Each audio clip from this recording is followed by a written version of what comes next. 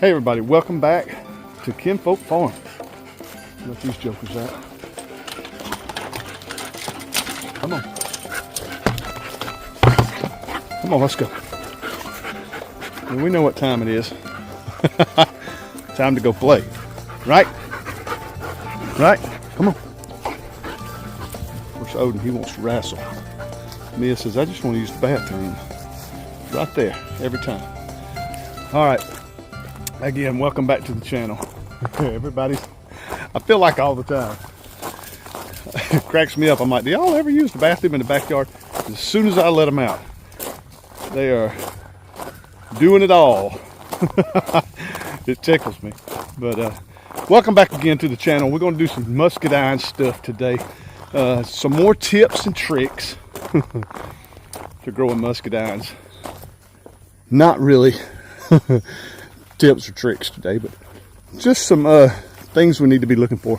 First, I think we'll grab that hose. I had to pull all the hose in because I was cutting grass this weekend. I'm going to go ahead and hook up the hose to the vineyard and start watering the first 5 rows.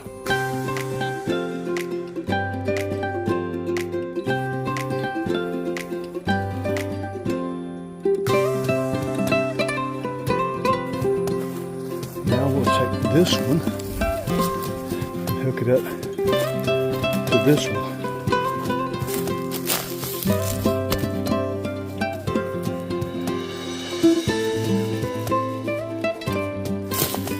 Take this in and look for a big orange hose.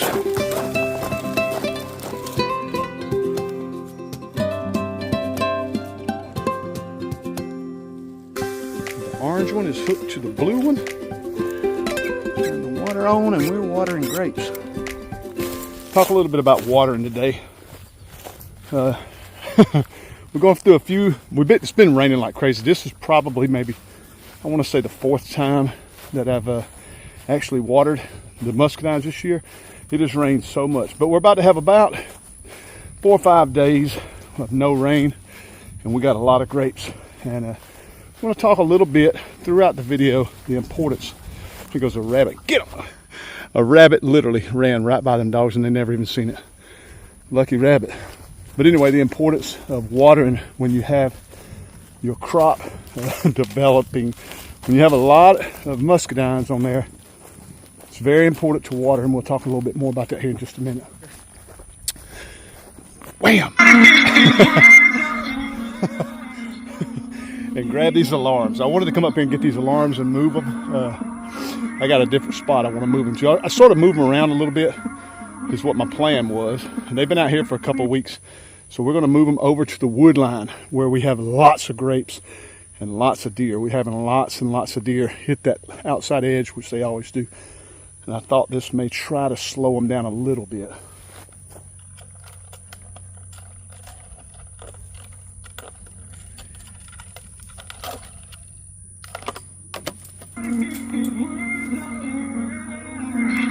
But we're probably going to listen to that for a few minutes. Let me climb through here.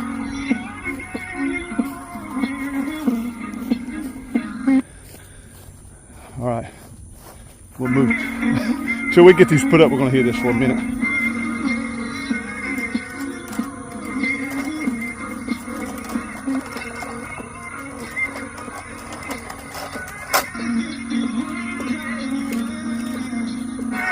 Let's hurry and get these put up before this drives me crazy. I'll show you. We had that one set on that post. We had this one set on that post, and they were eating at our pear trees right here. Look at these pears. We are loaded pears everywhere. All right, let's keep moving. But I think they're coming right along this path right here. We're gonna have to run. And following the pig pen and coming out of that corner down there on the end. That's the woods right there. This is the corner I was telling you guys about. There's 44 acres that border our property. All this is a 44-acre little farm here that's up for sale, actually, for you guys looking for some property. But this is the corner of our vineyard down there, but this is a post, and I'll show you where we was just at. There's the pear trees. I think those deer just come around here and they just nip. They just get out here and nip. at the ends of all these plants. I noticed I did some summer pruning this weekend right before I cut the grass, and all these end posts were just nip, nip, nip, nip, nip, nip, nip. And you can see they just eat the leaves off everything. Just cut all the leaves off and then work their way down that way. And sometimes they go that way. Mia, go chase a rabbit. And this 44 acres is full of deer. I mean, it is loaded with deer. And we actually hunt just right at the top of that hill right there. We have a stand that sits here with some feeders and stuff. And we actually call this the hog pen stand. We've killed a lot of deer right there. Not that one.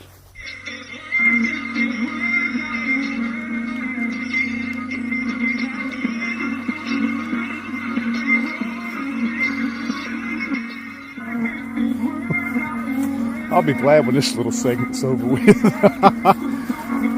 let me set this down and show y'all. I don't know if you can tell on camera or not, but they just come and strip all the leaves off the vines. They just come and chew them up, chew them, and keep these things thinned out. Mia. But they come right along the edge because they're tucked in here. You dancing, you enjoying the music. But they stay right in here and they just dip out and they can walk right over here and just eat and eat and eat. Of course, it's got nice pretty grass, and they just strip all the leaves off, which is no problem. They grow back. They grow back really, really fast, and they don't seem to eat the grapes until they're ripe. They don't really bother the grapes until they're ripe, that we've noticed. But they will eat, and this is one that's been eaten before, but the leaves have grown back. You can see they just look a different color when they come back new. What they do, they just walk right down through there and nip, nip, nip, nip, nip, nip, nip. So, but they don't bother the grapes. Well, the grapes are coming on too. This is a row of Darlene. So there's going to be some grapes on this row. There's a pile of them in there. I saved y'all one last time. I saved y'all the agony of listening to that 100 more times. Well, I got it right in the middle, right here beside one of my new plants. Hopefully that'll keep them off my new plant. Of course, you can see where they've been eating the leaves off my new plant, right here and right here. The tip is still looking good. There's the tip. This is a plant that's growing into it. You can actually come and cut all that off to the post. But this time of year, I just let them do basically whatever they want to do. And I trim them up come pruning season in February. But this one's doing good on this side. This side, not so much, because the deer come in and eat the tips. Now, that's a possible runner there. So I can pin it back, or a possible runner there. I got to get out of here. Let's go. Come. All right, while we're out here, we're going to talk about some grapes and the importance of watering when you have a crop load. When your crop is developing, you got a nice crop going, you want to make sure they got lots and lots of water this time of year. I've had a lot of people ask me, what's your recommendation for how much water to use? Shane, how much water do you put on your plants? I hardly ever water, if you want to know the truth.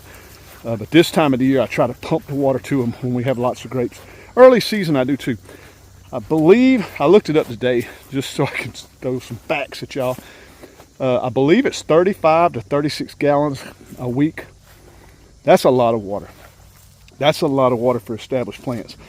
And I'm on a well, and we got 340 plants, I believe. I can't do that. So I do 5 rows at a time. 1, 2, 3, 4, 5 rows at a time. And that's the way I got my irrigation set up. So I have to move the hose every day to do 5 different rows every evening. I don't water during the day, but I water at night. But I do 5 rows at a time. I have half-gallon emitters, half-gallon per hour emitters. I have most of the vineyard. I have 4 per plant, 2 on each side. I buy about 100 a year, and I'm slowly getting them all done. But about 25% of the vineyard, I only have 2.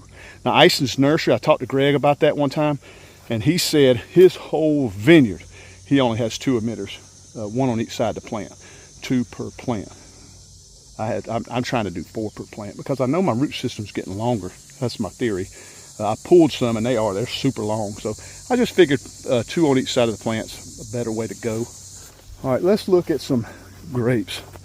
We'll start with the Darlene. You've seen some Darlene earlier. We got lots of Darlene grapes. They're doing pretty good. The only thing I don't like about Darlene, they're not heavy producers. They just don't produce lots and lots of grapes. And for a U-pick, I've said it before in a lot of videos, if I had this U-pick to do over, I would have never planted the Carlos, which is the next row over. I would have never planted those 2 rows of Carlos, and I'd have never planted a Darlene.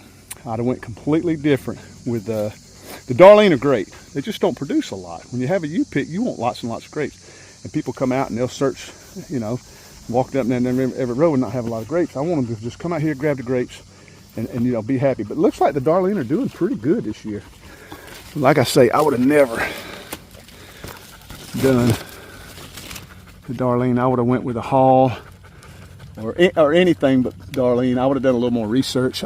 When I did this U-pick, I didn't have as much experience, and I was going by Ison's guidelines for a U-pick, and I don't like that. I would have done a completely different type of bronze grapes, but that's okay. I'm actually thinking about next year, we may take out a row of these Carlos and put in a row of Hall, wait a couple of years and take out the next row of Carlos and add another row of Hall. Because these are my pollinators. They're self-fertile. They help pollinate my Darlenes. I got 2 rows over here, 2 rows over here, or 3 rows over here, and they help cross-pollinate in the middle of these Darlenes. So Carlos is a good plant to have, and they are heavy producers. Check this out. Look at these guys. Compared to the Darlene, where you can just find a few grapes, these are loaded. Every single square inch, it seems like. it's just crop overload. It's just ridiculous at the grapes. They're just absolutely everywhere. Camera doesn't do it justice. All right, before we move on to any more grapes, there's something I wanted to show you guys. This is basically what the video is about. Watering. You want to water your grapes this time of year when you have lots of grapes. Now this Darlene right here is loaded. It's got a lot of grapes. It is really loaded. But one thing I noticed that popped in my head I wanted to talk to you guys about. If you guys start seeing your grapes on the ground, you start seeing some little green grapes on the ground, because I've been noticing them all over. I do this every year, but I thought I'd relay this to you guys. You start seeing those little grapes on the ground, don't panic. A lot of things can occur to knock some of these grapes off. You have lots of birds that land on these plants. You have squirrels, you have raccoons, you got animals. Look at these trunks, they're just ridiculous. You got all kinds of animals climbing through these plants. You got deer nipping at them, things, storms. A lot of things will knock some of your grapes off. But what I wanted to talk about was the reason these grapes fall is not watering enough. If you don't water your plants enough, they can shed their grapes to try to, you know, the survival of the plant. They can shed their grapes. You can lose a lot of crop load by not watering efficiently. So make sure you don't want them to stay in a soupy mess up under here, but you want your ground to stay pretty good and moist.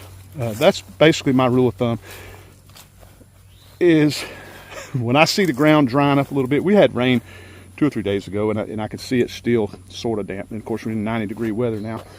But don't let your plants get super dry. That's sort of my rule of thumb. I don't water a lot, but when it gets like this, when I know I'm gonna have 4 or 5 days of 90-degree weather, I jump ahead of the game. Like I say, we got 3 or 4 days coming. Today and yesterday was really hot, so I'm hitting the water now, and go ahead and make sure my ground stays moist. And then once I finish these rows, I'll start over until the rain comes. Once some good rain comes in, you got a good, you know, 3 or 4 days or however long, depending on the rain, of not having to water, because I hate having to water. It's not that bad. Just dragging that hose around, and I'm already sweating like crazy, but it's not that bad. But I worry about my well. Look at these Supreme. This is the next batch of grapes we have, are the Supreme. They are stacking up. We got lots of Supreme. Lots and lots. I know the shadow's bad. The sun's setting, so lots of Supreme. They are in here. Lots of Supreme. Super happy. And they're like that all the way to the end. These are Supreme. They're like, like I say, they're all the way to the end. Just heavy, heavy loads of grapes, which we're super excited about. I showed it to Darlene, Carlos, Supreme. The icing, you can't say enough about the icing. They're right here at the post. They're just clusters already all over the post. The icing is sort of like the purple Carlos grapes, except they're a little bigger. They're a medium-sized grape, and they never let me down. Icing, if I had one grape to buy, it would always be the icing. They're awesome for wines, jelly. To me, that's what a muscadine, and icing is what a muscadine is supposed to taste like. But they're awesome. We got the Black Beauties for last, and they're doing great. They're loading up heavy. Everybody's got grapes. We are going to have one of the best years we've ever had. This is going to be an awesome year. Let me get over here in the shade. I'm just burning up. But we got grapes. My gosh, look at that. Our rows are 240 foot long. We have 21 rows, and they are loaded. So for you guys, I don't post a lot on Facebook. I just about stopped Facebook altogether. But I'll start going back at it here pretty soon and start keeping people posted on how the grapes are doing and letting people know when we're going to be open. We have a U-pick, so we'll be open the first weekend in September, usually that Labor Day weekend, and every Friday, Saturday, and Sunday throughout September. Usually that last weekend in September is we're usually not open. It just seems like the grapes have hit that point where they're just not as good. And I don't want to have people coming out here going, man, these grapes stink. So usually that last weekend is sort of a toss-up, but the last few years, it's always that last weekend. We usually don't open. And then the weekend before that, the bees will start coming in. Not bad. Nobody got stung last year. That was great except for me. I got one on the finger. But I was out here picking from sun up to sundown. And we'll be open every weekend in September. I hope to see you guys this September. This place is going to be loaded with grapes, and I want you to come out, pick, and have some fun with us here at the farm. All right, well, I see the waterers are working. I always worry about my emitters working. I always sort of worry about that. I look down through there and I see them all drip, drip, drip, drip. All of them are dripping. You see how I got one here, and I got another one right there. Then I got one on the other side of the plant, and I got one down past. So I got 4 on this one. Every row over here's got 4 per plant, and I got about halfway, about 3/4 of the vineyard has 4 per plant. And like I say, every spring I'll buy 100 and come out here and just start putting them in. It kills me, that stand and squat, and go to the next one, stand and squat, and it just kills me. I'm getting older and fatter, so little every year I just add a little. But anyway, thank you guys so much for checking out my video. Appreciate you guys stopping by. If you have any questions about muscadines, leave them in the comment section below. I do my best to answer them. I don't know everything, and I always say I'm not a professional. I'm still learning all the time. Mia's over there drinking out of one of the emitters. But I'm still learning all the time. There's still so much to learn about muscadines. And I don't know all the varieties. I know the ones I got. And I like the ones I got. I could change some, but I do like the ones I got. I like the Carlos and the Darlene. They're good grapes. They're really good grapes. The Carlos, they're so small, nobody wants them unless you're a winemaker. And not many winemakers come out here. We had a couple last year that picked a bunch of Carlos that were making wine. The Darlene is one of the sweetest grapes you'd ever put in your mouth. They just don't produce a lot. They're a real small producer. They're just not a heavy producer like the Ice and the Supreme, the Black Beauty. The Hall is supposed to be a heavy producing bronze grape, and it's a big grape. So up here in the new vineyard, that's what I got up there. I got 3 rows of those, which are only 15 plants, but at 5 gallons per plant you get a lot of grapes. But we're talking about putting either some Hall or some Ruby Crisp or something, I don't know. But I got to have something that's marketable that people want to come out and spend some money on. But all right, let me let you guys go. I'm headed in the house. It's hot. Love you guys to death. I'll see you on the next video.